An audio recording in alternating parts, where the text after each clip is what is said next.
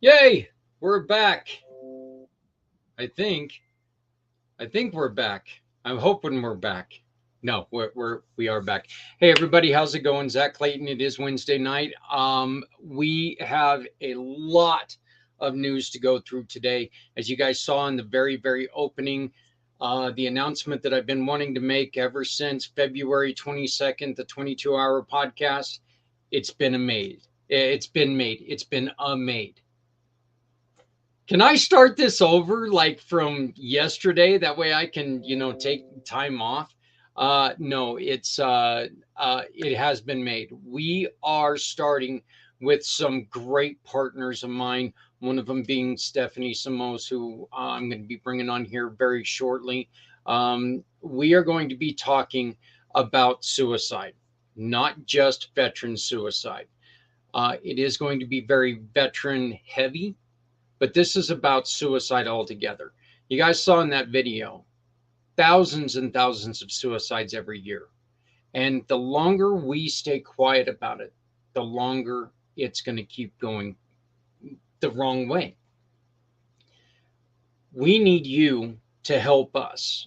It's going to be a program that's going to premiere on May Day at 11 o'clock East, okay? And the way that we're going to be doing this, I know a lot of people have watched 60 Minutes, and this is a show kind of in that vein, where what we want to do is we want to have different people. We want to have different voices. We want to make sure that everybody knows that this isn't just one voice, It's not one talking head for 22 straight hours, thank God. No, this is going to be a lot of people, a lot of businesses who are coming together to try to help put voices and put ideas and share wonderful programs that are around the world. One of them you're going to be hearing from today. He's going to be one of our very first guests, and what it is they're talking about solutions, because as I've said over and over and over and over again, there is no good way that suicide ends. Suicide is finality. Suicide is the end.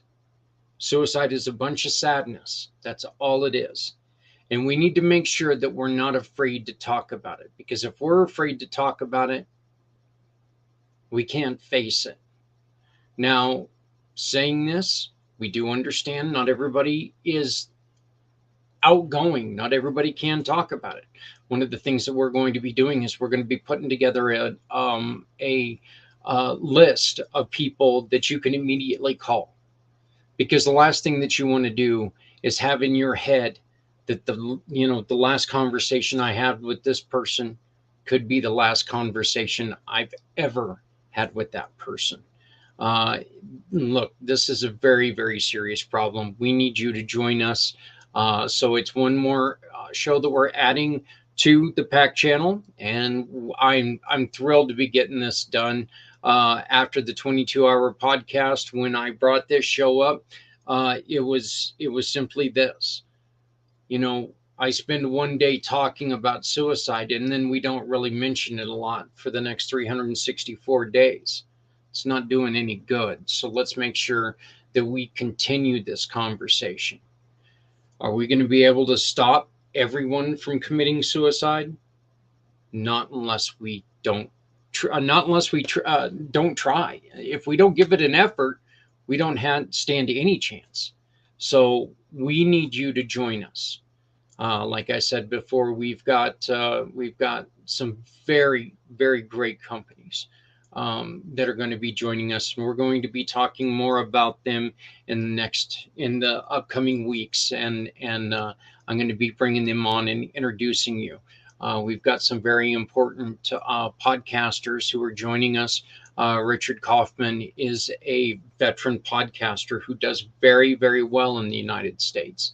And we're just thrilled that he's going to lend a voice and credence to what we're doing, because this is very serious. So, but now we're going to get on to fun stuff. Let's talk about wine, shall we?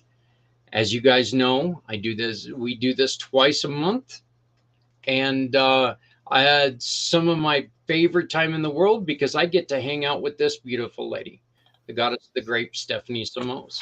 Hello, Stephanie. How are you? I'm doing well, Zach, and I must say that was a great introduction. And, I am honored to have been asked to even collaborate on this mission with you. So I'm very excited for it.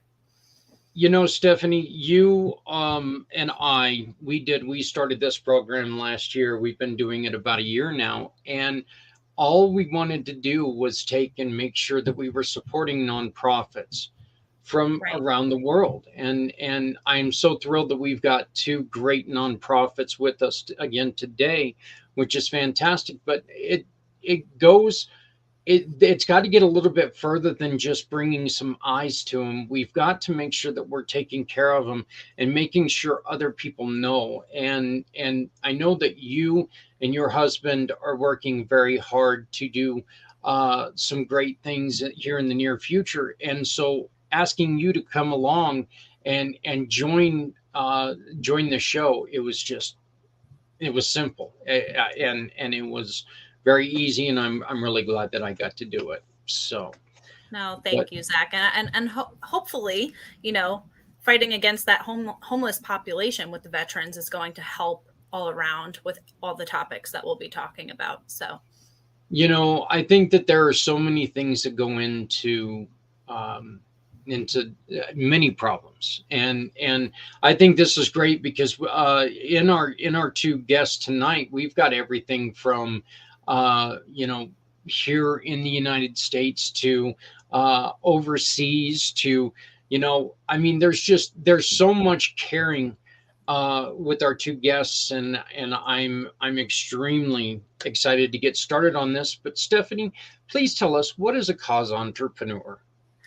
Yeah, so if you're watching the show for the first time, my name is Stephanie Simoes, and what I do with ONEHOPE is I specialize in fundraising, gifting, private wine events, and wine delivery. I'm just so excited. I haven't met Lori until tonight, so I can't wait to hear about the foundation.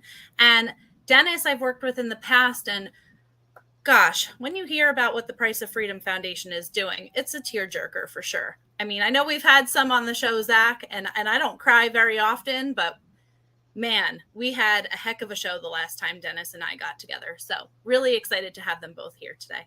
Well, I just know that Lori and I got to talk about a month ago, and I mean, she's a ball of energy, and she's so excited about what she's got started. And I'm just excited that she's not only joining us this month, but she's also a community pay it forward mission partner, which means that we get to support her simply by using our program. And I'm extremely excited about that. So let's go on ahead and bring on our guests, shall we? Awesome. I would like to first, from the Landin Foundation, Lori Landin. Hi. How are you doing? I am so happy to be here. Thank you. I'm doing great. Well, I appreciate you joining us, and especially, you and I were talking about this earlier, so getting you on here is so cool, because this is what a better way to get started with our partnership than bring you on in and get it started right? I'm ready. I am so ready. This is perfect. All right. And then from the Price of Freedom Foundation, Mr. Dennis Schroeder. How are you doing, sir? I'm doing excellent. Just glad to be here with you, and honored to be a part of what you all are doing. Yeah.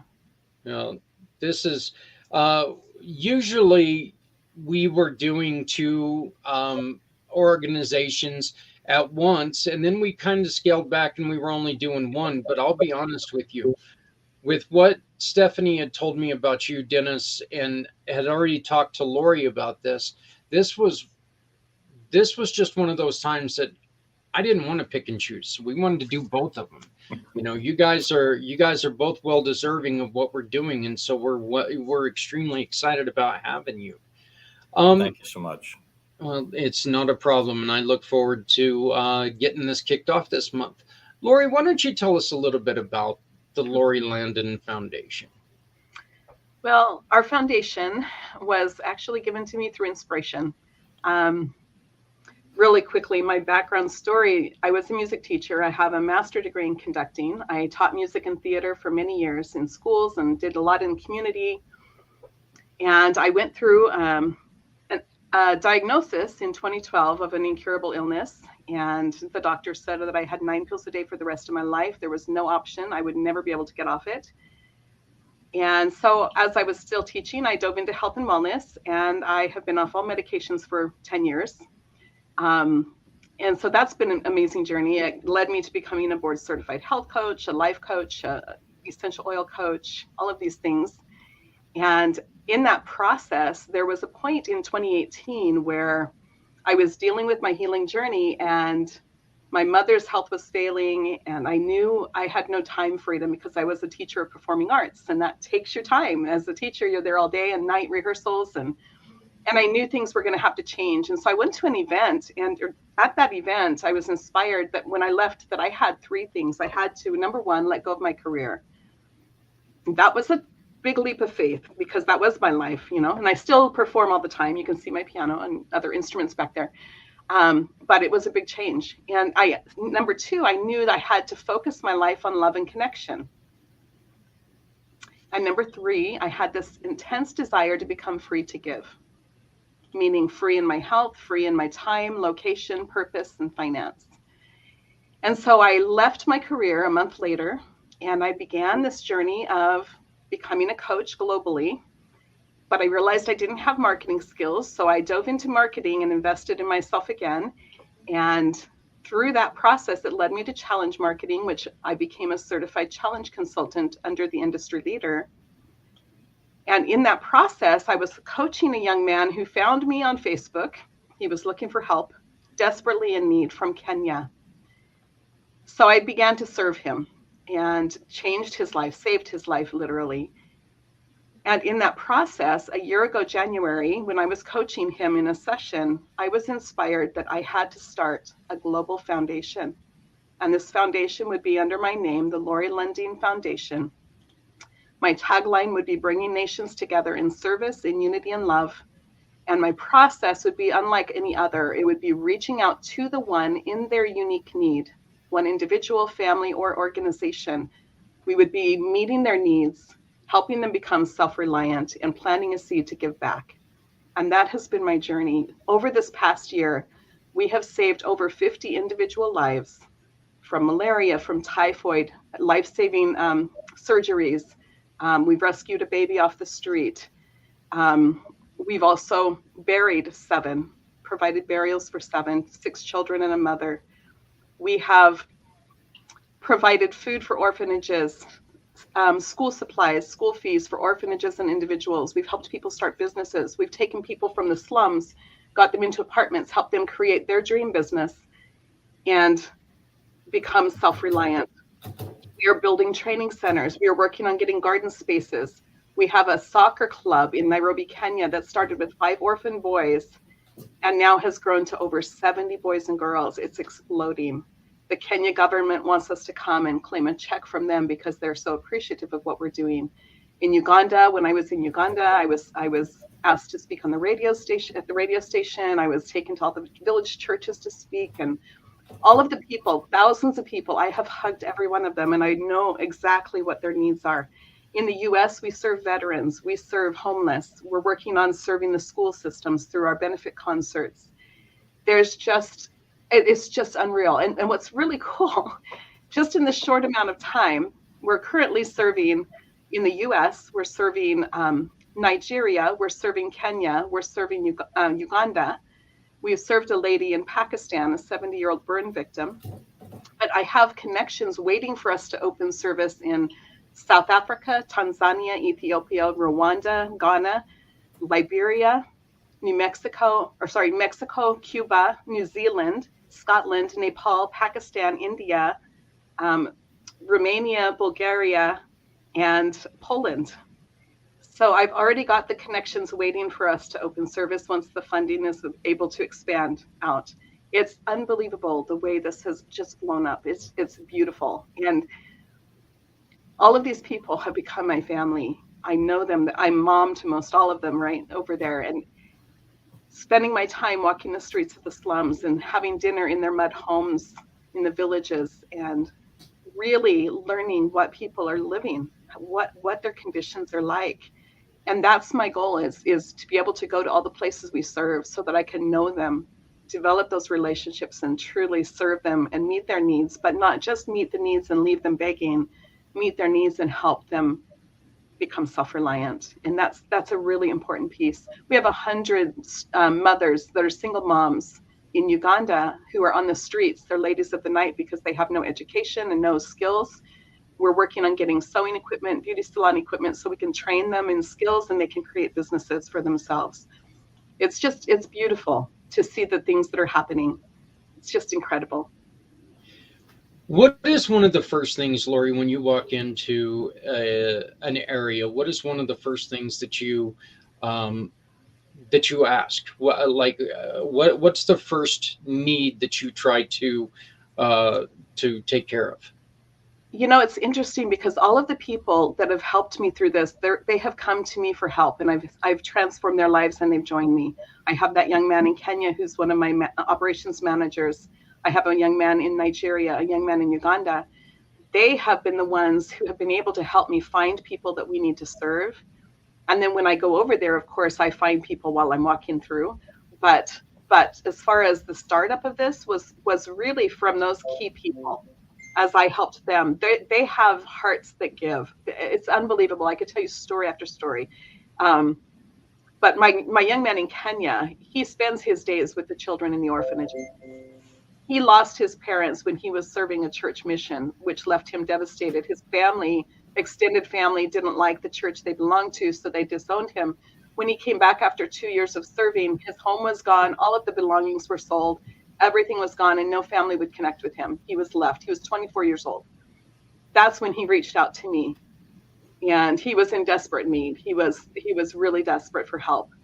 But his heart is just unbelievable. His entire day, he spends his day serving people, finding people who need help, giving everything he has, which is little, to help them. You know, it's so beautiful.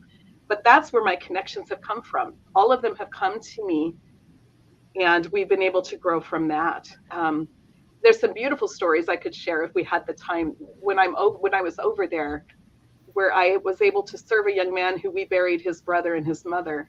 He was a 6-year-old boy. We saved his life from malaria and provided burials for his mom and brother, who was all his family. I was able to spend time getting to know him on my second trip last summer. I did 2 trips to Africa. And when I went back, I spent time with him. When we left this restaurant where I took him to dinner, we came out and there was a little girl sitting on the side of the parking lot, and you could tell she was begging. She was hungry. She was really hungry. And when I walked over to her, I could tell she was very sick. She wasn't well. So we took her in, I got her food, and I had my guy find out where she lived, which was in the slums, with her single mom and her little sister. Shortly after her little sister died, we provided the burial for that sister. We took the mom and the girl out of that slum area. We got them into an apartment, got them beds, got them a stove, got them toothbrush, toothpaste, all the basics, helped the mother create the business that she wanted to do. So now they are perfect. They're self-reliant. The daughter's in school. She's had medical care. We've been able to do that for that family. That is what we do. We look to find the needs. We serve the needs and then help them become self-reliant. And now they're giving back. They're part of everything with us. It's just beautiful to see the life-changing, you know, that's taking place. And they're all unique. Every story is different, but every story is saving lives. You know, my orphans, my kids, all the kids that have almost died from malaria that we've been able to save. I mean, it's unbelievable to be a part of this. And I truly feel blessed and honored to have been given that inspiration to do this. And that, you know, when I said yes, within a month, we were a nonprofit 501c3. Everything just came into place. And I could tell this was the mission. And when that happened, that same month was March of last year. The very beginning of March, we were a 501c3. I took off to Scotland and then 2 trips to Africa 2 weeks later. And it's just been phenomenal. It's just been so beautiful. The lives we've been able to touch and impact, and truly we're changing the economic state of the people in poverty there. And it's just, you know, because I'm a business coach as well in marketing. And so I'm running challenges for the people in poverty to help them learn how they can create a business from their life skills and their opportunity that they can have to completely pull out of that situation. And I take young men who are over there that think they have no hope for anything.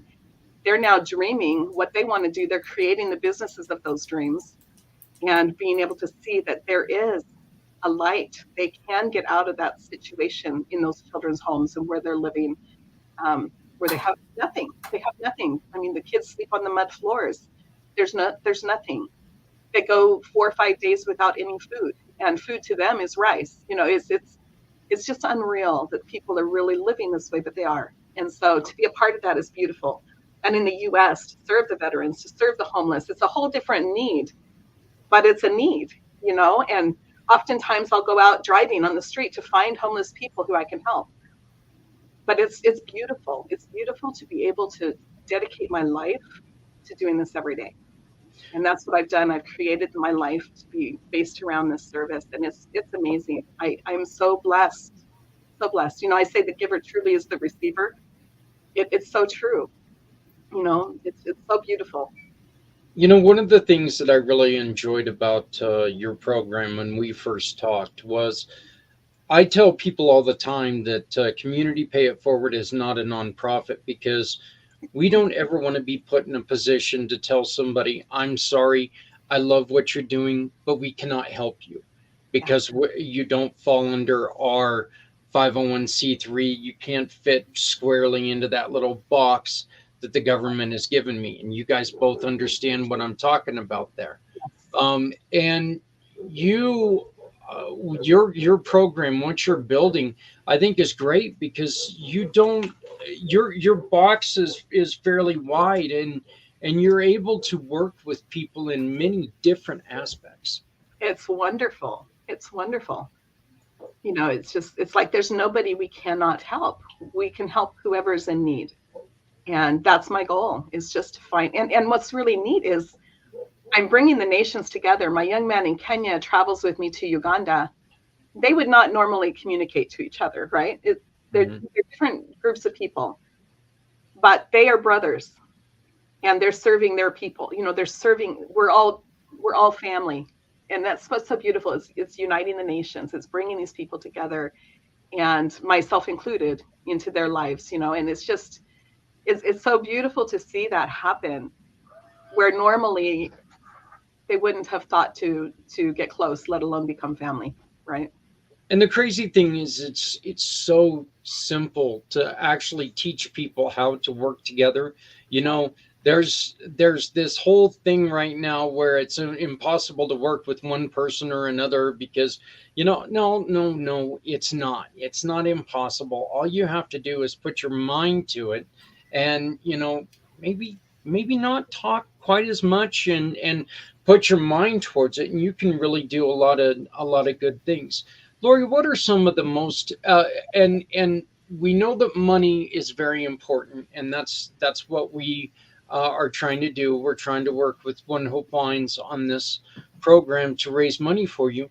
But what are some of the other things that if somebody could donate, what are some of the other things that you guys could really use?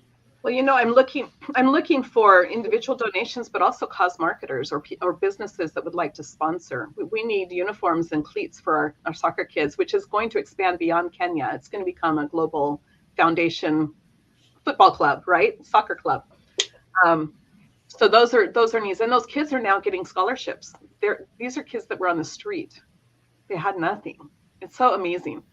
But beyond that, I mean, donations for over there are difficult to ship, and that's why the monetary donations are easier, because we can actually get the money and then go buy the items and take them in. But we can ship, and so any school supplies, clothing, computer stuff. I mean, some businesses have computers they're getting rid of, or phones they're getting rid of. Those are things we use. We're helping them get technology so they can stay connected to us, and also so they can start building businesses of their own. And also serving in the U.S. I mean, we've got schools, we've got homeless, we've got veterans, we've got people in need here that could use items, you know. And I love doing homeless bags. I love taking bags to the homeless people, things that could keep them warm, things that can help them survive, snacks, water. I mean, just some things that will help hold them over a little bit longer, you know, or gift cards or whatever. I mean, just it's really, there's no limit as to what we could use, because we could find someone who needs it. We work with disabled. There's always needs, and of course, clothing and school supplies are needed in every country. Food is needed in every country, and it's amazing because, like, for example, in my orphanage in Kenya or Uganda, for about 100 children, it takes $250 to $300 for an entire month of food. I mean, if you think about that. $300, say 300, and that's giving them enough. You know, their food is basic, but that's what they survive on. That's what they're happy that they can live on it. And so $300 a month will feed 100 children. A lot of times, schools their secondary purpose is feeding these kids. This is the only food that they can possibly get is when they go to the schools, right? Sometimes, but most of the children in the orphanages do not get to go to school unless we get them into school. They don't get to go to school. They have no options. They don't even have papers and pencils. When I asked the kids, one of my first experiences with the children in one of the orphanages, I said, "What would you like? You know, treats. What would you like? You know?" I was thinking things like juice boxes and cookies, or you know, things like that. They wanted pencils and paper. They just, and what's so amazing is the kids we're getting into school are in the top of the class. That young girl that was in the slums that I saved, that we got medical care for, we pulled them out, we got them an apartment. She's in the top of her class. I have a young boy going to be a doctor. He's in a high school level. He was in a children's home. He had no education. He's in the top of his class. They don't take education for granted over there. Those children know this is a gift for them. They would never have been able to do this. I have 6 teenage boys. They're 14 to 16-year-olds. They grew up in a children's home and recently were kicked out because there were so many kids dropped off that there was no space for that many kids. They had to move the older ones out. Okay, so these 14 to 16-year-old boys were let go on the street. We got them into an apartment by my manager, my global operations manager, Habil, and he's taking care of them. They're getting food. We got them some bedding. We've got this apartment for them. We got them into school, and I'm coaching them one-on-one. And these kids want to be business. They want to go into business. 3 of them want to go to agriculture. One wants to be a teacher. One's an amazing artist. They're just fabulous kids. And I asked them on Zoom the first time after they got removed from this children's home, I said, how are you feeling? And of course, they were just really depressed, really frustrated because they didn't know life outside of that place, right? And I said, but I'm excited for you because this is your breakthrough moment. You can create the life you want now. You can do whatever you want. And so they're writing down a list of dreams. They're getting so excited about life right now. And it's amazing to be able to be a part of this for these kids, to let them realize that they now have choices. They have an opportunity. They have support. They can change their life. And they spend their days helping the kids at the orphanage, helping do the laundry for those kids, the children's home where they used to be. They help serve with my manager over there. They help him in his business, learning about how to do business and work with customers. And it's beautiful to see that light, that spark that comes when they realize they can have hope. They can make a change in their life. This is their chance. And that's where these boys are. And it's beautiful. It's beautiful. And it's happened with several others in Uganda as well, where I pulled them out individually and I'm working on helping them create businesses of their dreams and realizing that if they want to travel, they can do that. They can build a life that they want, that they love. It truly is. It truly is amazing that, sometimes those who have nothing, how much they respect everything. Every and it's given to them, and I mean, look, I wouldn't want to trade my lifestyle for anybody else's. I mean, I'll flat out say it. I don't want to go through all those hardships, but I mean, it is amazing that what we do overlook every once in a while. And that's the reason why it's so important for me to help you get the word out on this. We have, scrolling across the bottom of the screen, a little bit of information about benefit concerts. Can you please explain that? Yes, in one of my networking groups, I connected with a gentleman out of Long Island, New York. He has an entertainment. Mr. Wasserman. You know him, yes. We are buddies now for life. We're going to be running concerts every month eventually. It's going to happen. We're so excited. We're so excited. He does benefit concerts for charity and has been for probably close to 40 years, right? And we made this connection. He loves what I'm doing. I mean, he is probably one of my biggest fans. I mean, it just makes me cry whenever he speaks because it's very touching. But what we're doing is we're connecting to schools. We were looking for venues, okay, theaters, whatever theaters we could find to host these concerts, and they're tribute concerts. So he can get any tribute performers, any bands, that perform in Vegas or wherever. I mean, he's got access to all of these people. Journey, Temptations, Barry Manilow, Barbra Streisand, Bruno Mars. I mean, he's got all of the different people. John Denver. They perform just like the originals, right? Oh, the guy that he's got for John Denver looks so much like John Denver. It's scary. He looks like him. He sounds like him. I mean, it is scary. He does. So we actually put it out there looking for venues. And I had a lady in our group who's in Washington State say she's a PTA treasurer. And we were talking about schools because schools have theaters. And so we connected with her. What's happening now is we are creating a partnership with the PTA there It has a 900-seat theater in the brand new high school. She's been able to secure the building through the PTA. They're going to help us sell the tickets and bring in vendors. And they're going to be making a fundraiser over $5,000 for their PTA, which is more than they've ever made. And at the same time, we'll have a full house and we'll be able to bring in revenue for our foundation. And then we've got one we're booking down in Southern California. It's a 2,300 seat. And we have the auditorium technician who's partnering with us. And also he's going to bring in the PTA, the music boosters, the theater boosters.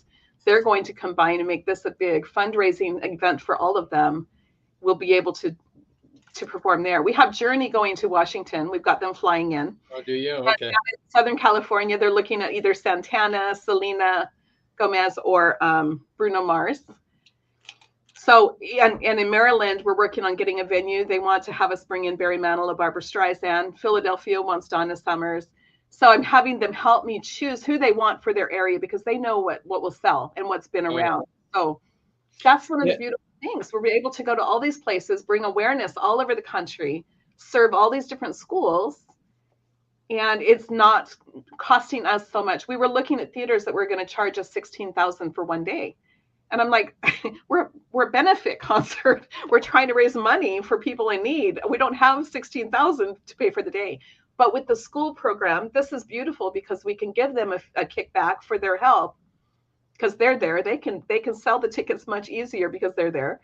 And they have the parents, they have the families. So it's beautiful. So anyone who has any connection to a high school or a college or a theater that would like to partner with us to make a fundraiser for you as well as for us, that's what we're trying to do. And I would love to go to every state. Right now we've got booking where we've got California and we've got Washington, but I have people working on getting venues in Maryland, Philadelphia, New York, Denver, maybe Kansas, Oklahoma, Texas, and Utah that we're trying to find those facilities. But I truly believe this is the way that's going to be a major source of revenue because up until now, it's mostly come from me. We've had a few donors, but it's mostly been from me. And it's way too big for me now. I can't do it by myself. Yep.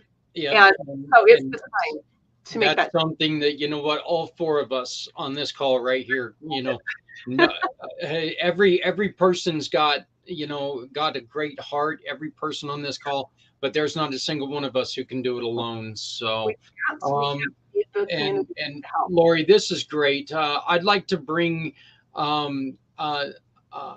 going ahead and bring on in Dennis now. And Dennis, let's hear from you. Why don't you tell us about the Price of Freedom Foundation? And first off, I want to welcome you and let you know it's great to meet you. I know that we didn't have a long time to talk because I was trying to figure out my internet prior to the show, why I was saying something and then 5 minutes later, my mouth was moving. But it's great to meet you, my friend. And tell us a little bit about the Price of Freedom, please. All right. Excellent. Thank you, Zach. Well, I think first I should tell folks that I am a retired Army officer. I served 24 years as a Medical Service Corps officer in the United States Army. Thank you, sir. And I came from a Navy family. My father was an enlisted man in the Navy, served during the Korean War and the Vietnam War era. I have all of my uncles served in the Navy during World War II. I have a grandfather that served in the U.S. Army in World War I.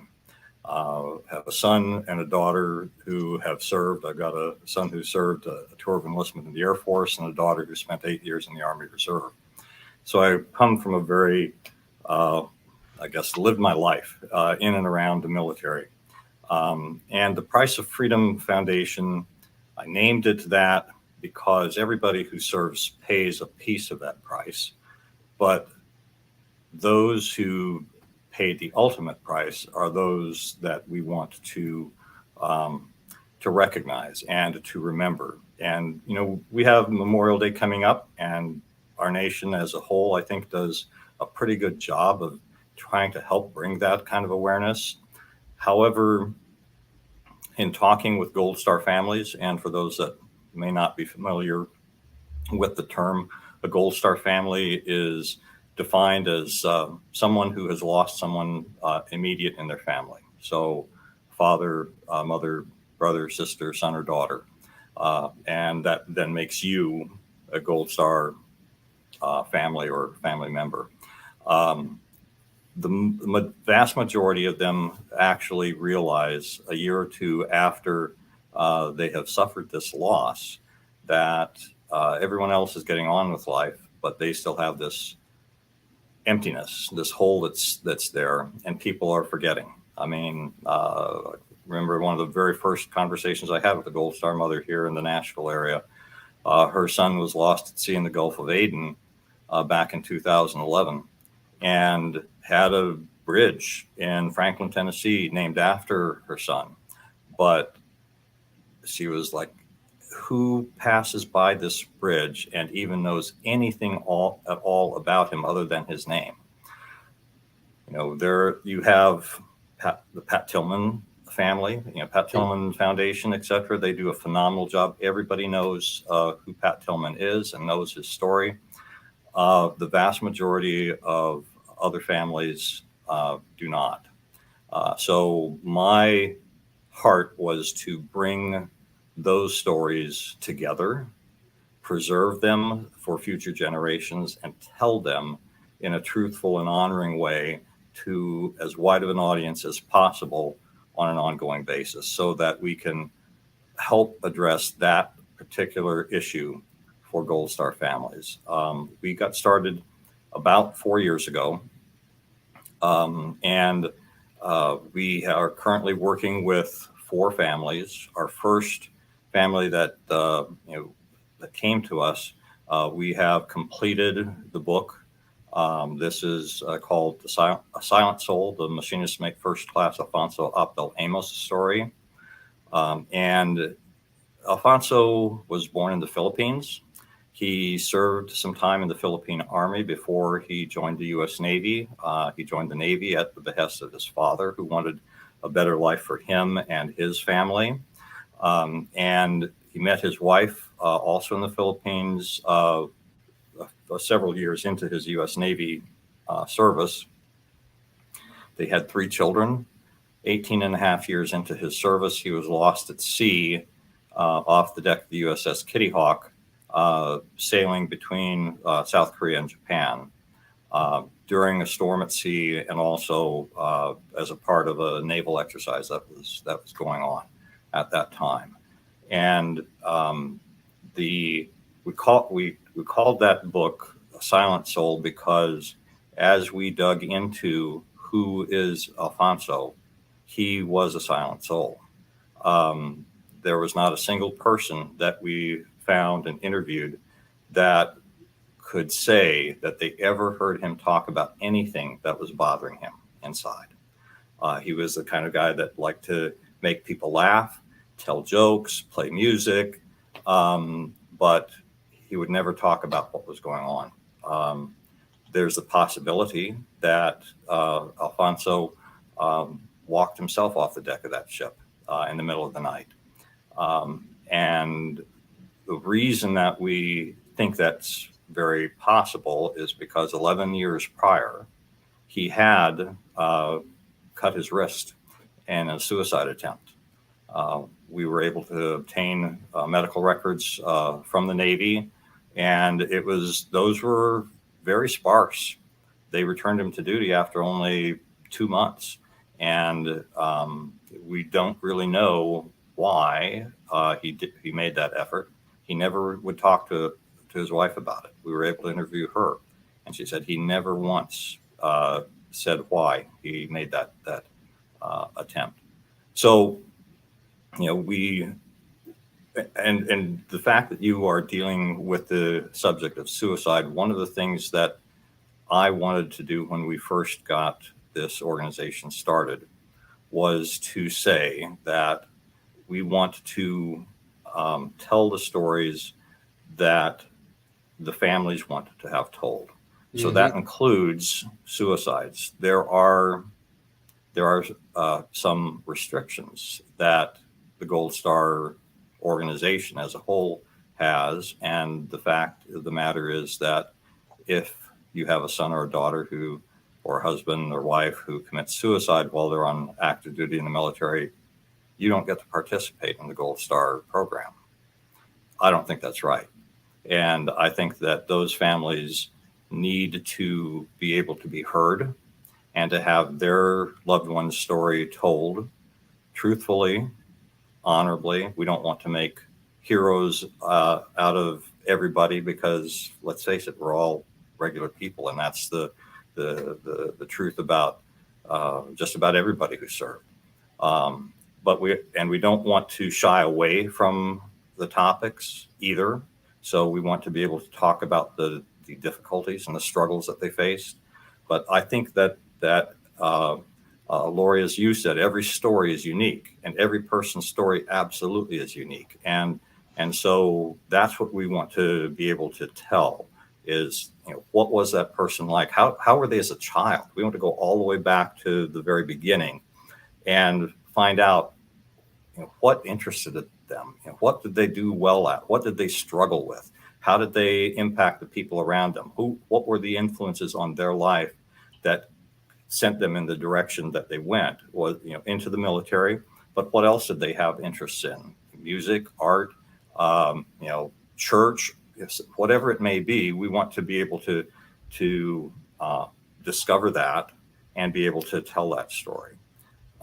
We are doing research on the other three families' stories right now. We definitely want to tell many more than that, because literally hundreds of soldiers, sailors, airmen, and Marines die every year while serving our nation.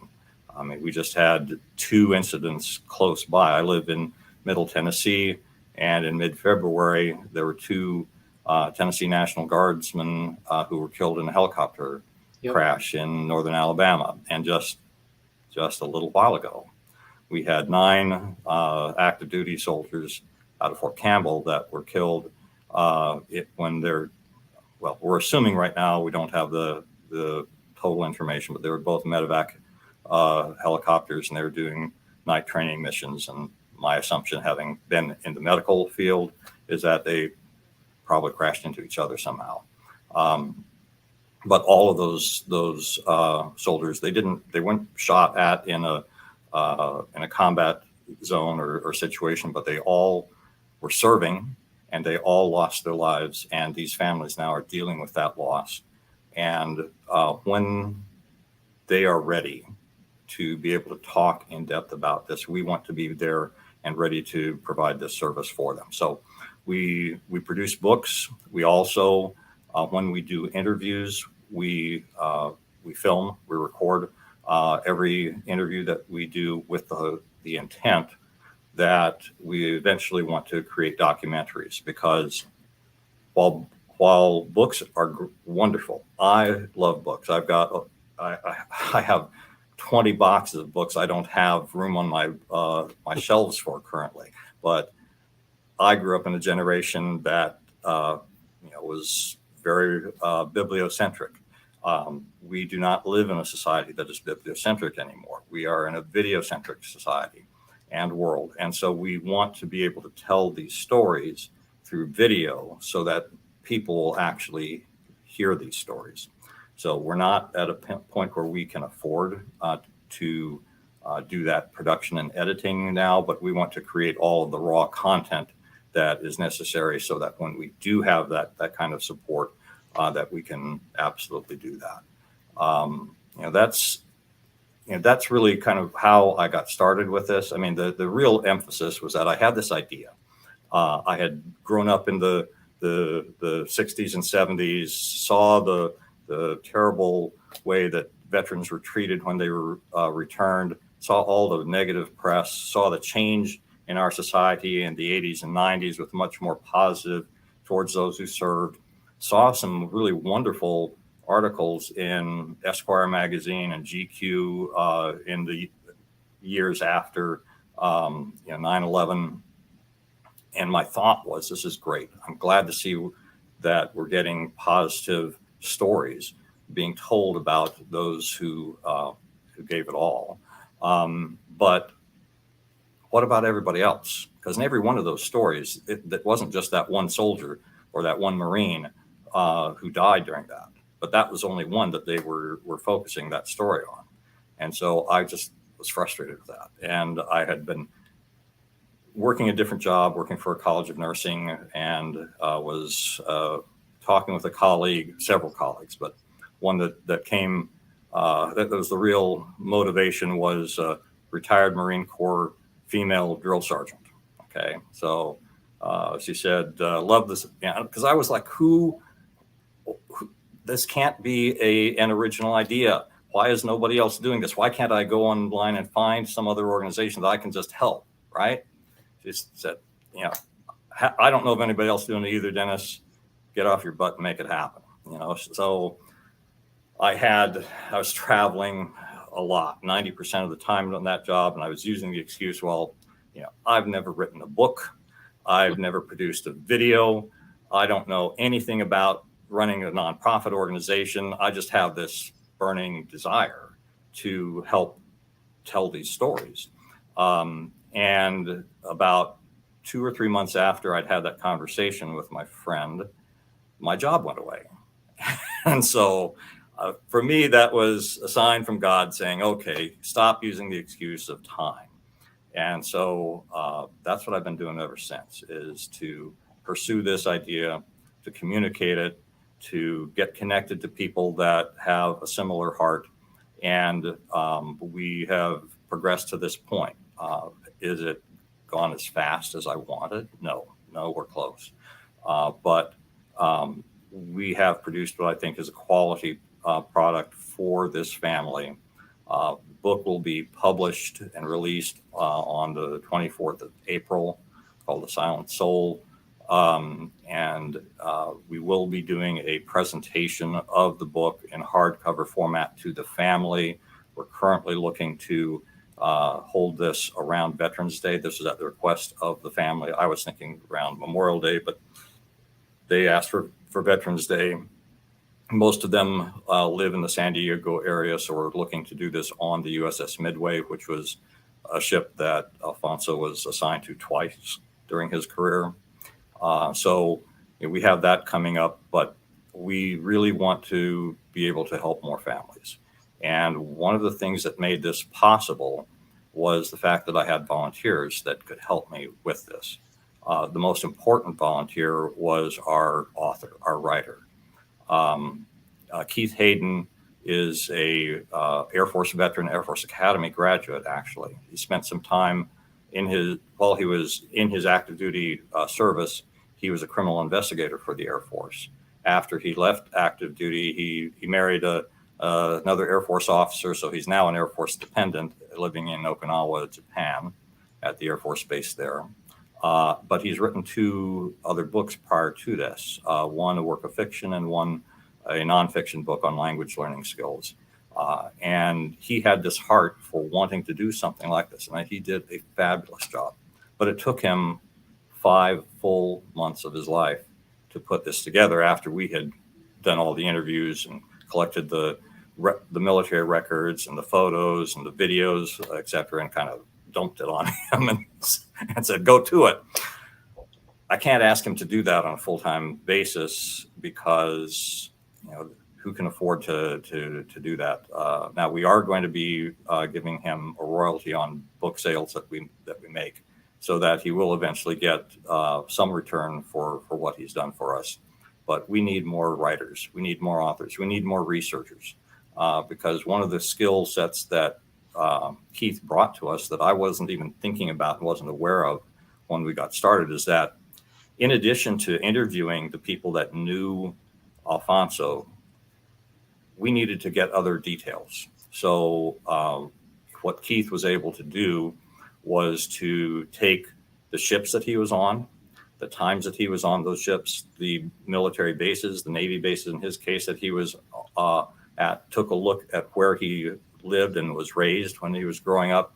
And he went and did background research on what was happening, what happened, during that time that he was there, and was able to fill in the story a lot better than what I had collected. And so it became very clear to me that we need researchers who can do that and who can get those kind of details. So, of course, everybody could use donations, but I could really, really, really use a couple of excellent volunteers that would be interested and would love doing research or love doing writing, and that would really help. And of course, we have some volunteers that are video editors.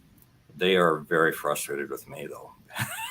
We have over 44 hours worth of video from our first story alone.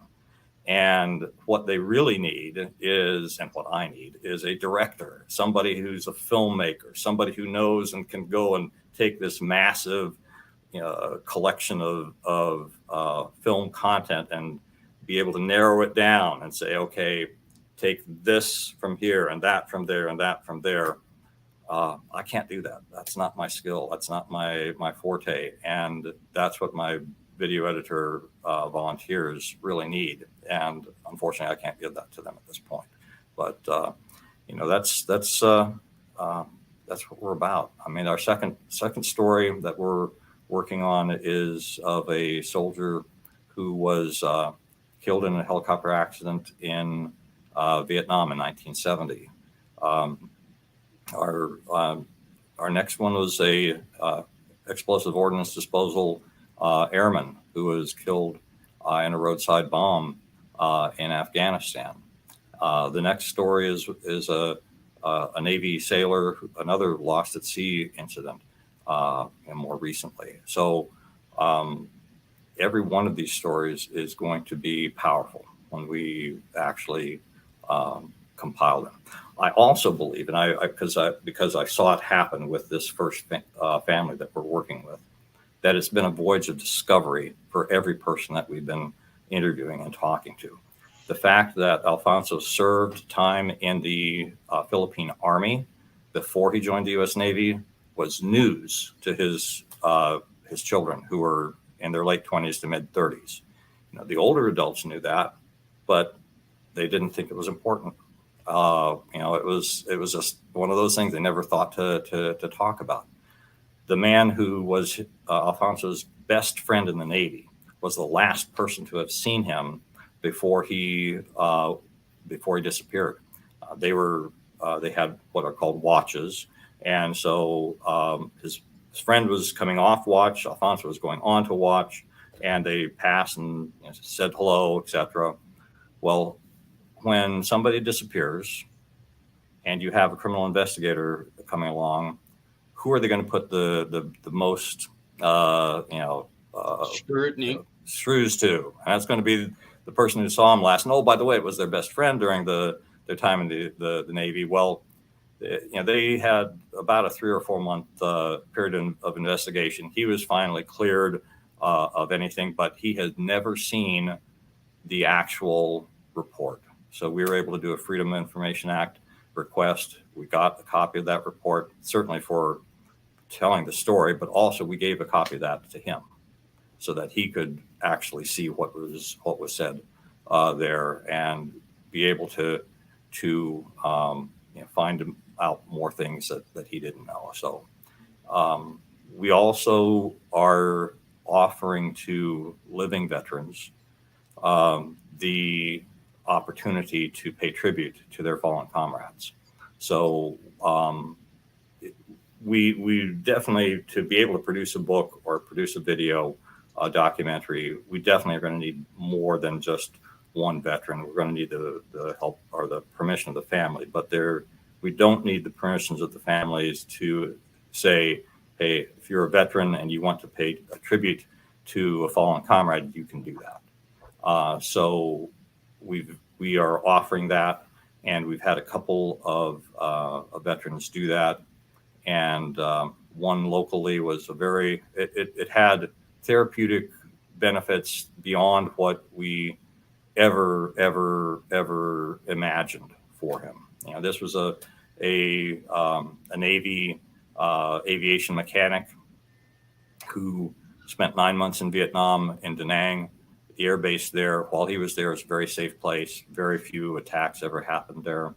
He went back to what he was sent back to the States because of a shoulder injury. A couple of months later, the Tet Offensive happened. Da Nang was overrun. A third of the guys that he served with were killed. Another third were injured. He went to a bunch of funerals, and that was really what prompted our conversations to talk about that. But he also mentioned that in his time there in Vietnam, he saw 30 seconds of combat. So I asked him to talk about that. Tell me about that. And what he said, they had these search and rescue missions that were on call. They had a helicopter that was always running.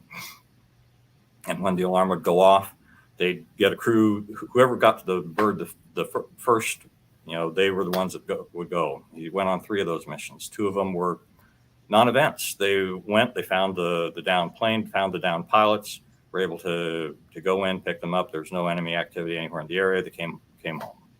The last one, the exact opposite, extremely hot LZ. They wound up having 5 gunships in the area to suppress the enemy that were coming in and also trying to find these pilots. He got off the bird, went to and found the co-pilot who had a broken leg. He was carrying him basically over one shoulder, about halfway back to the bird there out of the elephant grass, maybe 30 yards away. Popped what he said were 3 kids. Now, they were all in NVA uniforms. They all had weapons. They were all bringing them to bear. But he said they were kids to him. And he shot and killed all 3, got on the bird, went back. And that was how he explained it. Pretty much, like that. The next day after we had finished our interview, he came up to me and gave me this great big bear hug. And he said, "Dennis, I don't know why it took me so long to agree to do this." He said, "But last night was the first night in over 50 years that I did not have nightmares seeing those 3 faces." So that was phenomenal.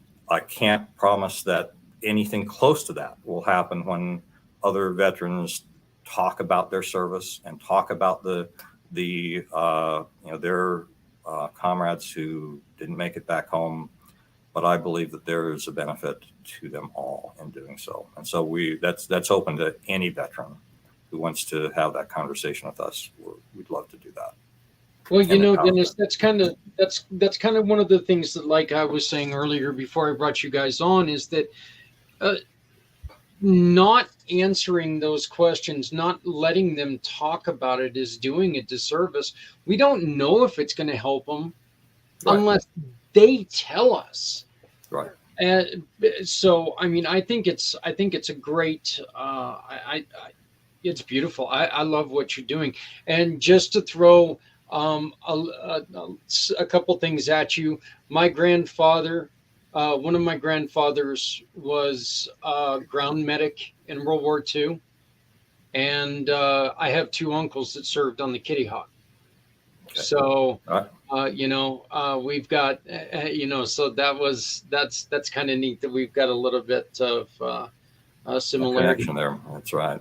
So, Stephanie, you also had a very, very good question. Yeah, no, that is amazing. And I've learned some things tonight, Dennis, since our last conversation. Yes. But how can people purchase the book? It will be released on Amazon, Barnes & Noble, and basically all the major retailers. And we are using the services of a publishing company out of South Carolina, Palmetto Publishing, that solved a problem for us. And it's like, I don't know if you want me to get into the details of book publishing, but it's like, it took me months to try and get around this. We assumed that we could do print on demand and that we would be able to get a book that looks like the ones you see that are, as I call offset printing now, where you have text on one type of paper and you have like glossy paper in the middle with the captioned photos. Print on demand can't do that. Now, we promised the families that we were going to provide the the ones with the glossy paper in the middle. So we were at a conundrum. Okay, do we go with print on demand for everybody and kind of take a one step down in quality that we give to the families? Or do we go with offset printing and all of the huge costs associated with that, and trying to figure out, what's the demand going to be, and make not overproducing or underproducing? And what these folks came back with was what I think is a phenomenal solution. I don't know. They said, buy the smallest number of offset printing books that we can produce for you, and use those as what you give to the families. And everything else that's good will be done print on demand. So yes, if you buy it through Amazon, Barnes and Noble, etc., it will be print on demand, and it won't be that we won't have the photos in there. It's just going to be on the same stock of paper as the print is going to be. So, it's like, okay, I thought that was an excellent solution, and that the people who are interested in the book will buy it and recognize that they're really still getting a quality book. It's just the only real difference is that section of the photos is not going to be on glossy paper. It's going to be on the regular stock of paper that they produce it on. No, that's perfect. Will there be a link on your website then, Dennis? There will be. There absolutely will be. So I'm still working with them on some technical details. Bowker, the organization that has the monopoly, by the way, on ISBNs, and it's like I'm not fond of any organization having monopolies. But anyway, there's a lot of technical stuff we have to put into their system, and that's the last bit is in there now, and hopefully that'll be looked at, approved by them, and then the publisher can take and run with that, or give me instructions on what I need to do here in the next couple of weeks. But April 24th is our launch date. Well, I would like to talk to you, Dennis, and find out if there's anything that we can help. I would like to offer my channels to you if Great. You would like to broadcast them this presentation live, and so people could see what you're doing. I would be more than willing to make that happen. I would love to see that happen, and I think that would just be something great for other people to witness, because I think what you're doing is remarkable. Lori, both of you guys, I mean, the stories, every story is just, you lose your breath sometimes about, there's some simplicity to everything, but there's so much complexity to everything, and it's really kind of one of those things, Dennis. One of the things that really struck me with what you were talking about, John Wayne Vogel's Martyred Angels, and Bart with veterans honoring veterans. They were two of the other people who they said the exact same thing you said. Well, there's got to be somebody out here doing this. What do you mean nobody's out here doing this? This is, how can nobody be doing this? And that, Lori, I'm pretty sure that you felt the same way, that it's like, how can there not be anybody out there doing this already? Which I'll just say, thank God, because this gives us a chance to, sit there and show our love for what we care about. And I think that, I mean, both of your guys' stories are fantastic. I mean, I'm just, I'm very, very honored that we get to share your stories with everyone on this. And Stephanie, why don't you please go on ahead and share with us what this wonderful, wonderful flyer is, please. Yeah, sure. If you are not a part of our page on Facebook, definitely join us at the Community Pay It Forward One Hope fundraising page, because we update that regularly and we highlight these incredible organizations there. But that first QR code is to the Lori Landin Foundation. So if you take your cell phone out, open up your camera, and hold it up to that QR code, it will take you directly to the fundraising link to support the Lori Landin Foundation. And same with the Price of Freedom Foundation, right on the bottom there, second QR code just below. And if you prefer to just type the link into your browser, that's there as well. But I do have to say, man, both Dennis and Lori, they have such hard work that they do, but so rewarding. As I listen to both of them tonight, like my emotions are just like this. I don't know if it's because I'm really pregnant. Okay, I'm going to make a little joke here, but I'm like, wow, like just listening to them go through all of this, I'm like, such hard work, but so rewarding. And I feel like, you know, in one aspect we're saving lives, and in the other aspect we're celebrating lives. So there's like such a connection here, and in totally different ways. So thank you both for being here. Thank you so much. Absolutely. Thank you. You know, Stephanie, if it's because you're a little pregnant or way pregnant, it's probably that I'm wayer pregnant. You know, I've been pregnant ever since I quit smoking 17 years ago. You know, I doubled in girth. So, you know, I would have to say that I'm probably wayer pregnant than you are. But, and you're right. These stories are extremely emotional. And I love the way that you put that too. You know, that this is a celebration of, you know, I mean, really it is. This is a celebration of, and Dennis, tell me this. There are times, have you yet, and I know that you're still fairly in the beginning of this, are there times when you've walked up to somebody and asked them if they're ready to tell the story and they say, no, not yet, but yes, we're getting to it? Because I know that was one of the things on February 22nd. We talked to a lady who she discovered her best friend just a few hours after she had taken her life. And she said, you know what, 3-4 weeks ago, I could have never talked about this story. Today, it did good for me. Right. Though, Absolutely. And I know I had the benefit when I was first getting started with this, that I made connections with the Army Survivor Outreach Services program at Fort Campbell. And I was invited by the chief of that program to join one of their national calls. They do this pretty regularly, but she invited me to be on a teleconference because they had like 70 people on there or something like that from all over the world. That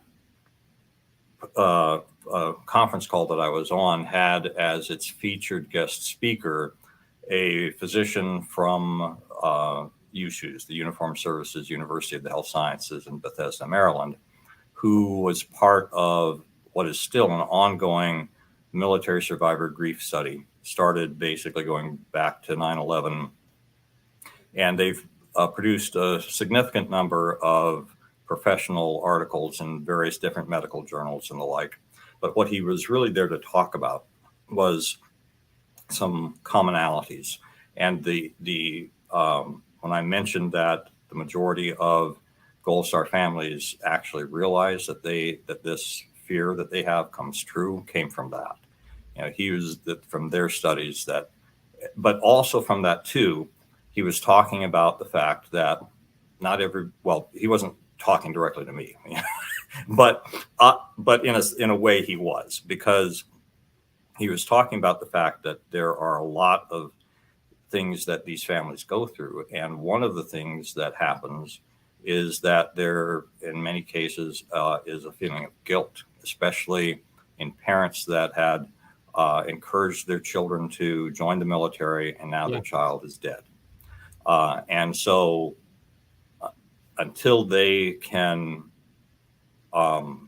resolve that sense of guilt and shame over this, that person's not going to be ready to be able to tell their son or their daughter's story in a way that we would need them to be able to then communicate that in writing or in video. There are some people that just have anger towards the military, and they will probably never ever talk to us because they would associate us with the military. And so, and we recognize that not everybody's going to be in a place where they are able or willing to tell their story. But we intend to be around. I intend to make this what I dedicate the rest of my life to. And I hope that we can grow to the point that we can have somebody else to take the reins and take it further whenever the time comes that I pass from this world.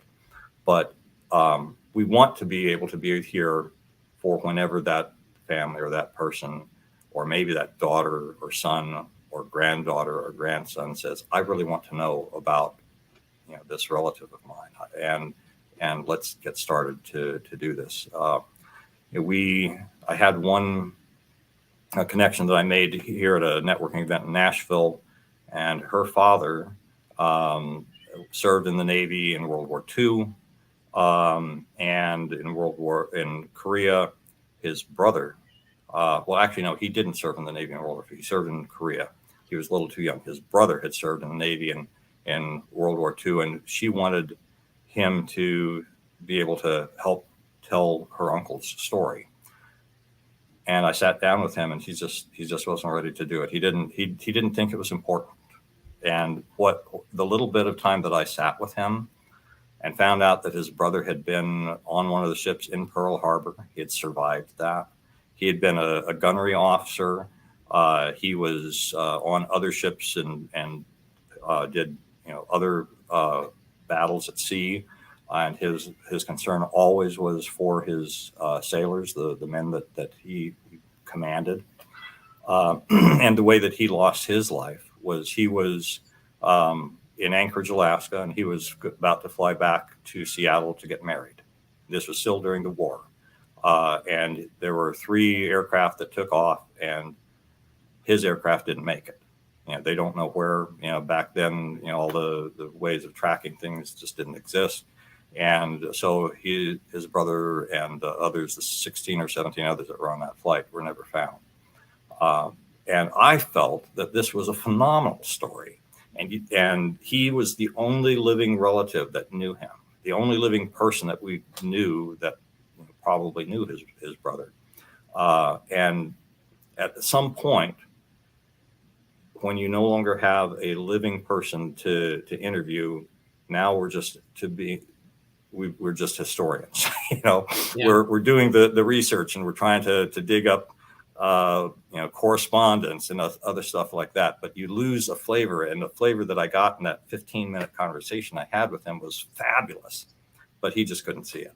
So it's like, okay, well, if you don't want to do it, then I can't force you.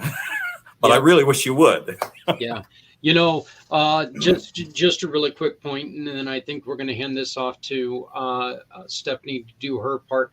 But it brings back memories of when Theodore Roosevelt lost his youngest son in World War I. He ended up living the rest of his life feeling a little bit of guilt, but always a little bit of pride. So it was hard for him to talk about it, not near as hard as it was for his wife to talk about it, but because he had always driven that into his sons, because the one thing that Theodore Roosevelt always held against his father is that his father did not fight in the Civil War. His father paid somebody else to do that. So, he losing one of his sons, it took him a while to be able to talk about it, but he felt enormous pride and enormous appreciation for his son. And then, like you said, it's just, we can't not tell these stories, because these stories can lead to so much education and so much importance. Lori, your stories, what you're doing for these kids, they're building history. You're building futures, you're building hope. So again, Stephanie, I'm going to credit you for all credit in the world for the way that you said it, that we're celebrating life and we're creating hope and I think this is so beautiful, and this is seriously one of the most, I think this is one of the most impactful shows we've had, just because you've got the two different sides here. And I want to thank both of you, Dennis and Lori, for joining us. And I would like to give you all just a real quick second here. Lori, can you please tell us your information? How can people find out more about you, other than let me do this here real quick. Other than going to this QR code right here, because they can find a lot of information about you by using this QR code, because you are a community pay it forward mission partner. And this QR code, you shop with any of our partners, you will be supporting the Lori Landin Foundation. So, but how do people get a hold of you? I am on Facebook. I am on Instagram. I am on LinkedIn. On Facebook, you can actually go to the Lori Landin Foundation page and find me. We also have a website, www.thelorilandinfoundation.org. You can connect with me by cell phone. You can connect with me by email. I would love to connect and reach out and share and answer questions. You know, if someone's interested and wants to know more about it, please reach out and connect with me. I would be happy to hop on Zoom or phone and talk with you and really bring you into what we're doing. Just so grateful to be able to share this out. And it's truly a beautiful mission, a beautiful cause. And awareness is my mission this year, bringing awareness and letting people know, and hopefully bringing people to join me in this opportunity of service globally. It's incredible. And I would love to share that with other people, not hold it all to myself. So well, beautiful. You know what, we are, I want to thank you so much for giving us a chance to be a small part of what you do. I am looking forward to a long relationship with you guys, and helping to build more futures. You know, the concept of helping kids build something better is, to me, one of the best things in the world. I have always told people, and Stephanie, you've heard me say this more than once, I love my kids. Yours, not so much, but I think every kid deserves a chance, because, you know, if we don't give kids a chance, we can never see what they can do. And if we write kids off, we're doing a terrible disservice to them. Because if we're writing kids off without giving them a chance, they don't have a chance. So, and these kids become our kids. Yeah, and we're serving adults as well. I don't want you to feel like we're limited to just children. We're serving anyone in need. Anyone. Now, who needs adults? Children in need. No, I'm joking. We actually really need adults, you know, we need both wine right now. So, but Lori, we encourage you to stick around and listen to the wonderful Stephanie talk here in just a moment. But Dennis, let's go with you. Give us some of your information, if you would, please. Sure. Well, we have our website at www.priceoffreedomfoundation.org. We are also on have a presence on Facebook, LinkedIn, Instagram, and YouTube. There you would do a search for the Price of Freedom Foundation. And we're there. And then on LinkedIn, you can find myself, Dennis Schroeder Sr., and Schroeder is spelled oddly, SCHROADER. And most have the OE in the middle, but OA. And I have a son, Dennis Jr., and a grandson, Dennis III. So wow. That's why I always put the senior there, and they're all adults now. So it's like I'm really old. You know, that's what I always tell Dennis. What I've been telling people lately is, you know, what makes me feel the oldest. You know, sometimes when you go and they've got like that wheel for anything that you got to find your birth year. When, right. You know, it used to be like, okay, you spin this wheel and it gets to your birth date right away. Now you take and you spin that wheel you can walk to the bathroom and come back and that thing's still spinning, and you're like going, oh Yes. my God, really? Yes. So, Yes. But yeah, Dennis, Lori, again, wonderful stories. Thank you so very much for joining with us. But we do need to give some time to the goddess Absolutely. of the grape, Stephanie. It's all you, sweetie. So that's what I have Take to look over. forward to, Zach, huh? Spinning that wheel. Yeah. You're still the kid, and so. Oh my goodness. You both are welcome to stay, but if you do have other things you have to get to, please, we can definitely catch up on our mid-month. But I'll jump right in here because I do have some things to share, Zach. Yeah. All right. So if you're new to OneHope and you're saying, this is my first time watching the show, which I hope it's not, I hope you're following us. Yes, perfect. So Zach normally shares my link tree during this show, but I provided a QR code today. So that QR code right there will take you to my link tree, where you will be able to find both fundraising links for the show tonight, as well as our community Pay It Forward OneHope fundraiser through Facebook, through our Facebook group, where we communicate there pretty often on what's going on. We share some seasonal recipes, some fun wine pairings, there are any sales going on, so definitely join us on that page. And if you have any recipes to share, please share them there too. It's a collaborative effort there. So that Linktree link, that QR code right there on the right will take you right there. And you'll see some previous nonprofits on there as well that we've had on the show previously. So yeah, we definitely encourage you to go back and watch some of the other shows that we've done, just to make sure that you understand some of the other programs that we've helped, and we want to continue to help those programs along with these two new friends. We want to make sure that none of these programs fall by the wayside, because every single one of them that we've put our time into, there's a reason why we do this. And it's because every single one of these has, they're out there, Stephanie, and they're doing these wonderful things. And the stories, every single story, there's something eerily similar to it, because every single one of them puts everything they've got into the love. And it's just, I can't help but get a little verklempt, if you will. What I love is that we highlight these organizations every month, right? But you can support them at any time. So go back and check that out.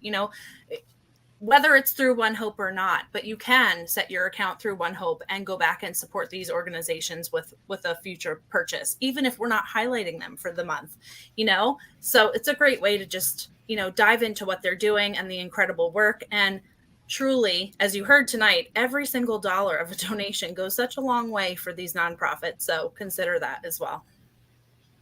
Yeah, that's a very interesting fact there, Lori. You live right by Napa, huh?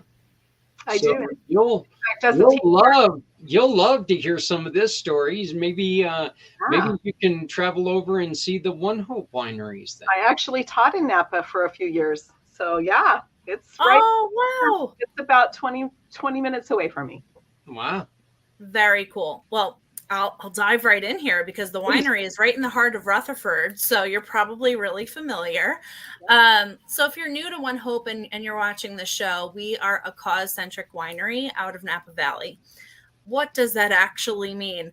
Every single bottle of wine that we sell gives back to make an impact. So how we do that first is through the OneHope Foundation, where our main pillars of giving are for clean water, ending hunger, health, and education initiatives. But in addition, what I love is that we can work with these smaller nonprofits to give back to them as well. So I like to think of it as like you're pouring a glass, but you're really giving back twice with that bottle of wine.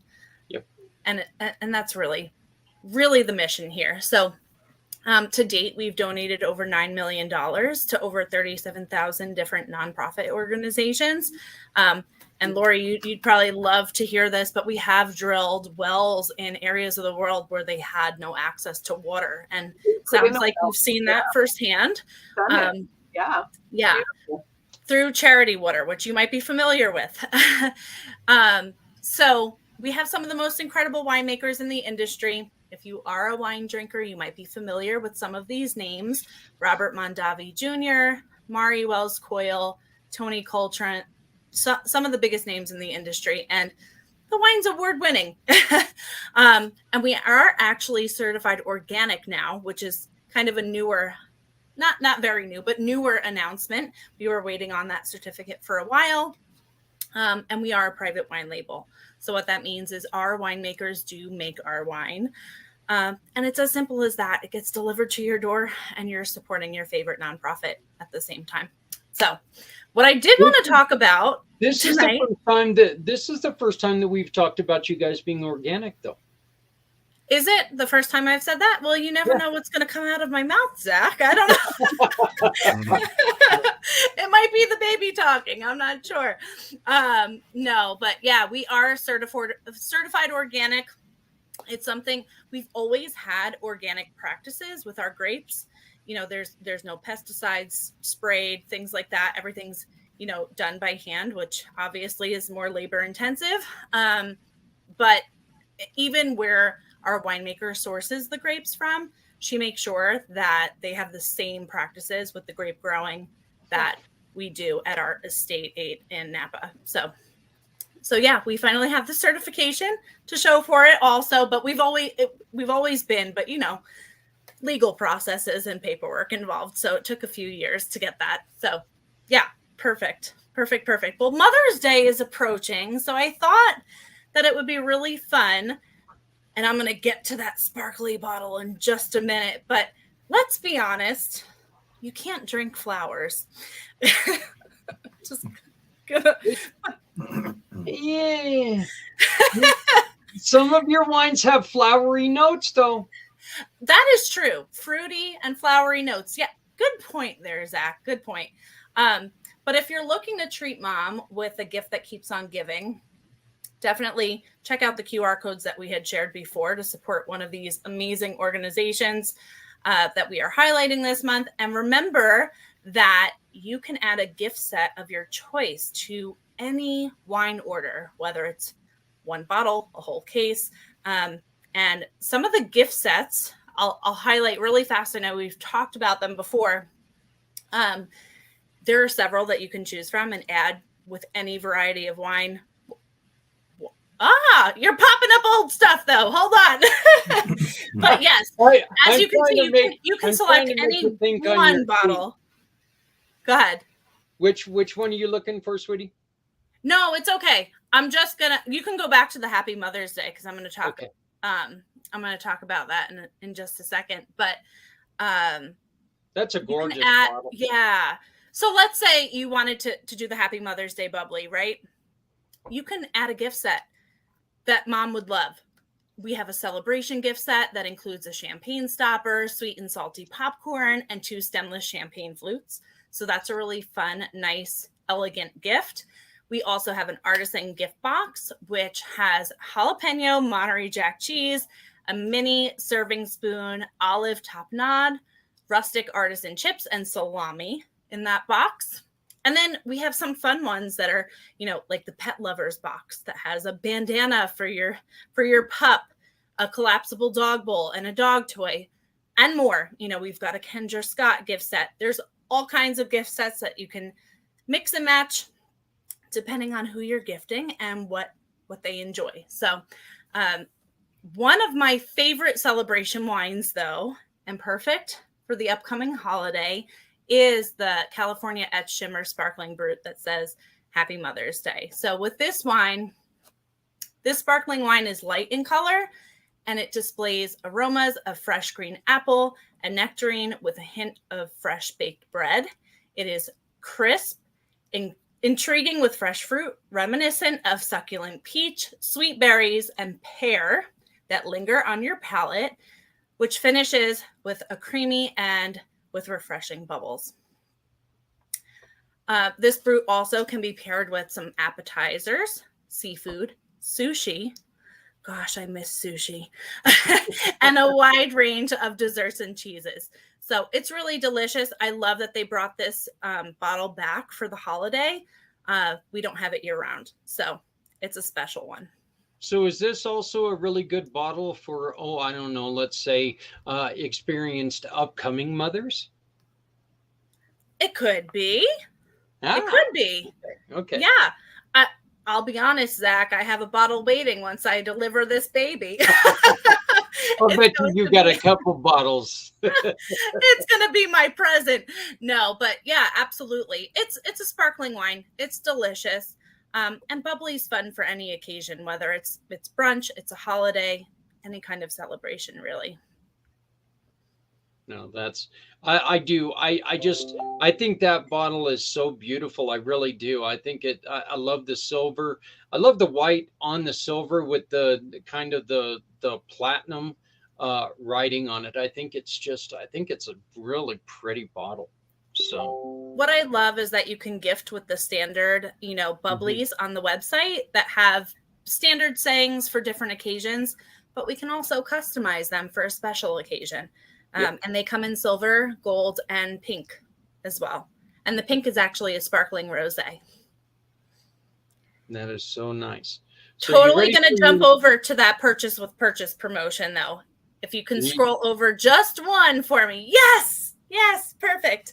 Thank you, Zach. I know I'm giving you a job tonight. I'm sorry.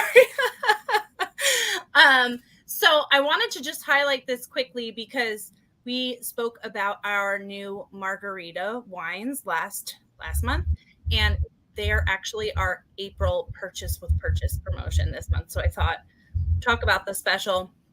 So this month's purchase with purchase includes our Vintner Collection Sparkling Brut, our Lime Margarita Wine Cocktail, and our Strawberry Margarita Wine Cocktail. It's a perfect trio, so you can create the perfect beverage, whether you want to have the margarita as a still with no bubbles or a spritz by adding some sparkling brut for the season. So how does the purchase with purchase work? You save 50% on these wines when you build a box of any 6 bottles or more. So 6 bottles is the half case. And then that promotion will pop up on your screen and you'll be able to add it to your cart. So I personally love the purchase with purchase discounts because it's a great deal on the wine, and you're also making a bigger impact for your nonprofit of choice. So really fun. If you haven't tried the margaritas yet, you need to. I told you, I tried this much. They're sweet, but they're perfect for the nice weather that's coming. We are in spring now, Zach. Don't make fun of me anymore. Yeah. Well, hey, you know what? This is the funny thing is that earlier in the week we had a day that was close to 70. It snowed yesterday. And Saturday, and Saturday it's supposed to be 73. Welcome to Colorado. So, I'm in the mountains in the Poconos, and I will tell you we've had a couple of nicer days. So I'm holding in. I think we might be past the S word, maybe at this point. But I said that a few weeks ago. My husband took stuff out of the back of his truck that he normally keeps in there as weight for the winter. And then it snowed the day after. So I'm not speaking too soon here. So, and then Stephanie, those margaritas come in both traditional lime and strawberry, correct? Yeah, lime and strawberry. You can do one. You can mix it if you'd like. Totally up to you. So that sounds great. Yeah, and the QR codes are right there. One thing that was just announced, and I don't have a sample to show you, is that the mini sparkling brutes, which I'm holding up, it's our little mini bottles here. They can now be customized with labels for any occasion. So this is really exciting because it can suit so many different. Here, I'll hold it up again so you can see. So these labels we can now customize. Just announced like 2 days ago, so I don't have a sample with a custom label. They're really fun. It can suit so many occasions like weddings, baby showers, thank yous, birthdays, so many different things. So if you have any interest in those or have an idea, reach out to me. I'd love to help. I personally love the minis because I keep them on hand for quick thank yous, even just in our daily life. So I'll share really quick a true story. So being pregnant, I've been having some cravings for different foods. I gifted the minis to my delivery driver last week for the great service of the food delivery and her great communication. She was thrilled. She was so excited. Of course she got a tip for the delivery, but the wine was like cherry on the cake. Oh my gosh. So I'm sure she's always going to be choosing to come over this way if we order food. But they're a fun way to share and give back. Labels are not. So I figured I'd mention that too. You had to go and cherry on a cake, that's just like beating up a fat man. That's just not nice. Thanks, Stephanie. Once again, this is Stephanie's QR code to her find out everything Stephanie. This is her link tree. So, but please make sure that you go and find out more. And if you have any questions, Stephanie, you really want to talk to people, you really want to share what you do. Absolutely. Yeah. All of my contacts are there right on that link tree, to connect with me on different socials or via email. And I do have right at the top, as soon as you log in, the Price of Freedom Foundation, their link is right there. And the Lori Landin Foundation is right there at the top as well. So quick way to just be able to get to all of the fundraising links right there through one QR code. Yeah. And one last thing before I let everybody go, but Stephanie, you haven't raised $9 million yourself yet, have you? I have not. I will say You've come close. I will say that it is pretty incredible, and I did these numbers just recently, but over the last 2 years, my small team and I raised over $108,000 for just our nonprofits of choice, not including what the ONEHOPE Foundation does. And truly, it's just by sharing wine. And I feel like most people drink wine anyway. You go into the liquor store here, you come out, the Girl Scouts are set up with their cookies, right? Are you going to say no to the cookies? No, you're going to support those cute girls. Well, kind of the same thing is built in, the give back is built in right with each bottle of wine. So there are different ways that you can contribute, whether it's just purchasing wine for your home to stock up special occasions, hosting an event for your favorite organization. If you'd love to share and give back to these two incredible organizations and share what they're doing with your network and your friends, be happy to talk to you about that, and being a brand ambassador like myself, where I say we have this incredible platform to be able to do this year round, to be able to send out donations every single month. Well, I'd like to say welcome to Daniel, who was they were our mission from last month. So with Rescue Residents, and wonderful program. If you guys don't know what they do, they turned old retired ambulances into tiny homes for veterans who are homeless. So it's a wonderful program. And we look forward to working more with Daniel and keeping the word going on them. Lori, my dear, thank you so very much for joining us. Wonderful story. And Dennis, thank you, sir. Both of your stories are just astonishing. They fill me full of hope, and I wish you guys the best of luck, not just on this campaign, but anything that we can do here at Community Pay It Forward, anything that we can do with this campaign, we are more than willing to sit here and do everything that we can do. I look forward to talking to you both here in 2 weeks as we revisit this and tell people who didn't get to sit through the stories. We're gonna do it again and make sure that we can spread the word as much as possible. But thank you both very much. Absolutely, it was an honor. Thank you so much. Really appreciate you. Stephanie, as always, this one ran a little bit long, but hey, with all that information, I wasn't going to cut them off. What they had to say was much more important than what I had to say. Yep, absolutely.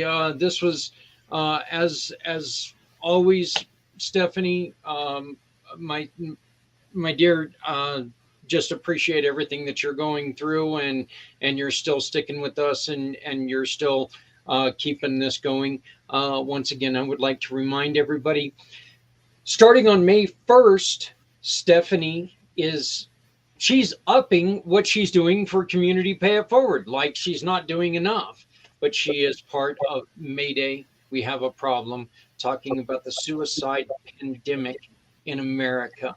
And we're going to be discussing this with wonderful programs who are trying to do anything and everything to lessen somebody's feeling that they have to commit suicide in their own life.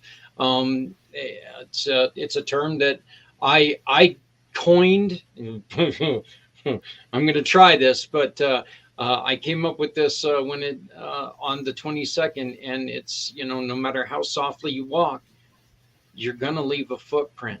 And that means that, no matter who you are, no matter how alone you think you are, there's going to be people who are going to feel it. So please reconsider. So Stephanie, again, thank you so much for accepting the invitation to come along on this very, very important mission. But Lori, Dennis, and Stephanie, thank you guys very much. I hope you all enjoyed your night. So I did. I'm looking forward to the next one, and I definitely look forward to talking about my own experiences of an almost suicide attempt when I was 17, and my dealing with suicidal ideation all the way through my military career, and hopefully what kept me from taking action can help somebody else. That's I'm now on chills waiting to hear this story. So we are we're just looking to do whatever we can do, because silence is the worst killer when it comes to this. If we don't speak up, who will? So let's make sure that we keep the conversation going. Let's build a conversation that everyone can have. So thank you all very much. And thank you. We'll see you guys in 2 weeks. Thank you so much. God bless. Good night. Good night.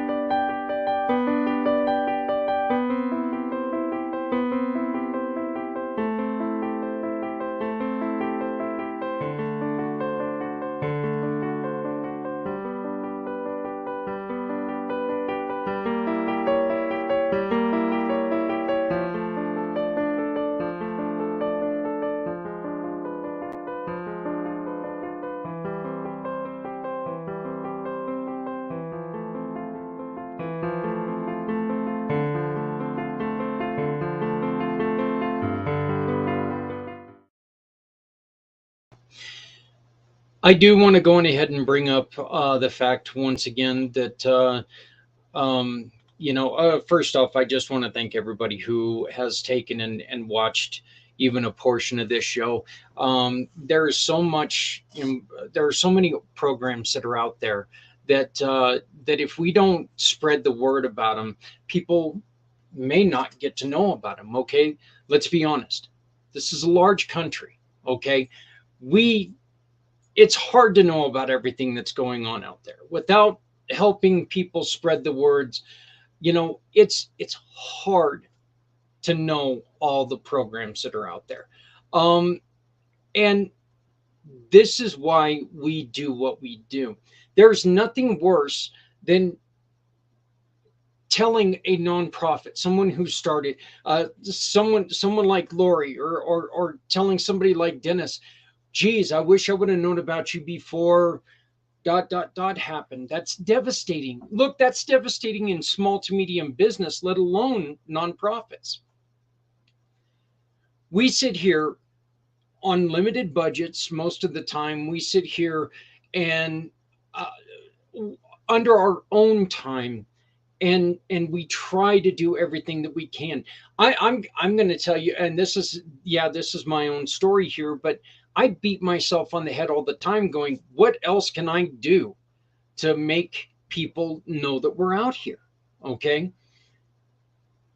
And I'm going to tell you what that answer is. We can keep working with great people like Lori and Dennis.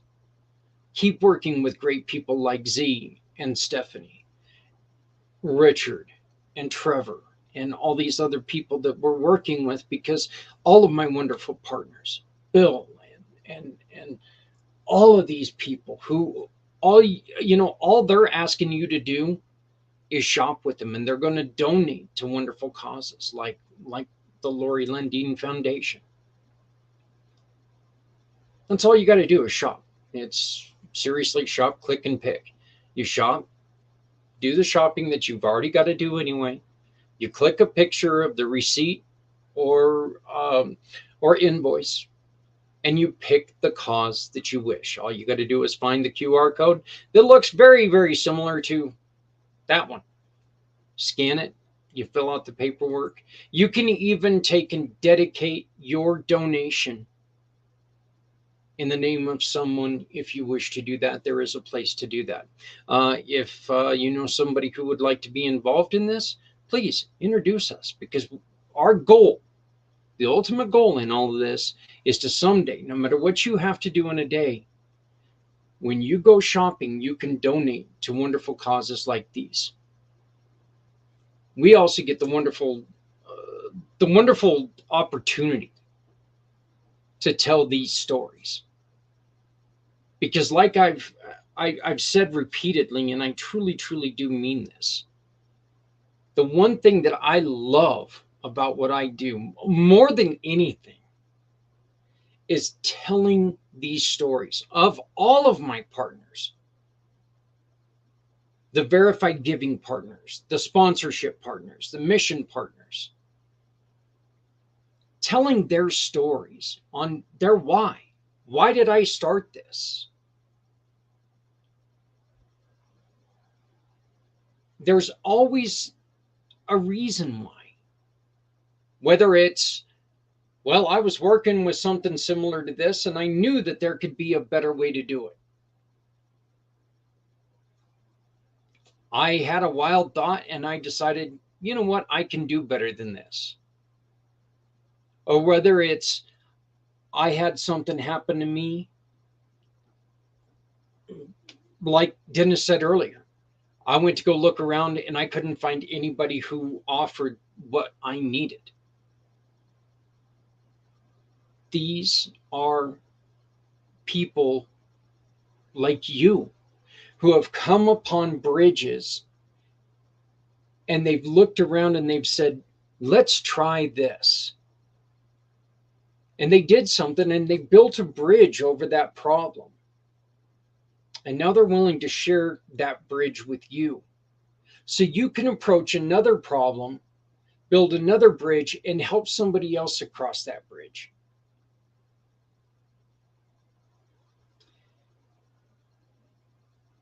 Every single one of us at some point in time is going to need help.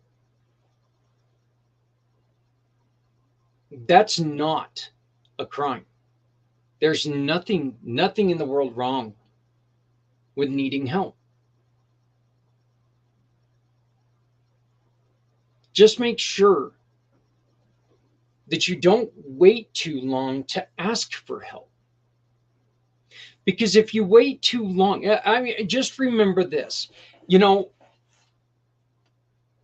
there's nothing wrong with asking for help, but the longer you wait, the more help you're going to need, and the harder it is to dig yourself out of that hole. As a guy who was injured when I needed help, that also causes a lot of emotional damage, and there's an emotional aspect to it that just adds to everything else. And that's just flat out not good for you in any way. Okay, so let's make sure that we don't bury ourselves in a point of, oh my God, we're sunk, we're way past help. You know, one other thing that I want everybody to really think about is that we've been around long enough as a human species that there's not a lot of things that somebody has not ever went through. Okay? Your situation's always going to be unique to you. And I'm not downplaying that one iota. There's always going to be a situation in your problem that is unique and important to you. And you may not feel like many people have been through it, but just know there are people who have had something similar happen. And if we don't ask for help, they can't tell you their story, which could help you cross over. I do want to remind you that once again, coming up on May Day, we have a brand new program coming out called Mayday, We Have a Problem.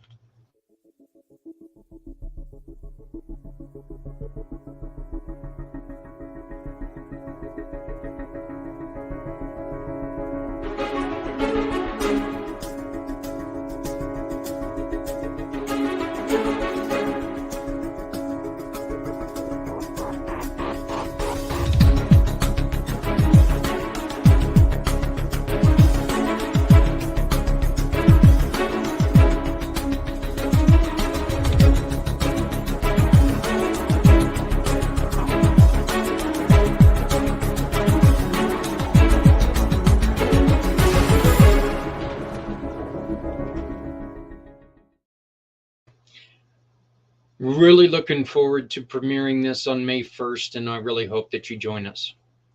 Folks, my 2 hours is up for the day. I want to thank you very much. Once again, I want to thank Lori Landin. I want to thank Stephanie, expecting mother, already a mother of 4, so she's got her hands full, and she's out here every month trying to help us help others. And of course, Mr. Dennis Schroeder, I want to thank you very much for joining us as well. Please remember to love somebody out there, because somebody out here loves you. I also ask you to remember, if you're not helping someone, you're hurting everyone, because no one needs to go it alone when we all come together. Folks, if you've got an extra hoodie, please throw it in your car, because somebody out there is struggling from the elements. That hoodie can save a life. You've got extra food, throw it in the old hillbilly Tupperware, hit it in the microwave for a couple minutes, take it to them. Your leftovers, your garbage, your soon-to-be dog food, whatever you want, can mean life to someone else that's out there. The smallest act of kindness can be life-saving. Just please remember this. My name is Zach Clayton. I am the president and founder of Community Pay It Forward, Community Dare to Care, and the pACT channels. I want to thank you again for joining us this opening show of the month. Please make sure that you join us again in 2 weeks when we get to hear from our wonderful guests again and find out what else they've got going on. Thank you very much. And we on Friday's show, I had to push the interview that we did with a really good friend of mine, Michael. We're going to be bringing that up on Friday afternoon. But thank you very much. Please remember, Be kind to each other, because you know what? We're all we got.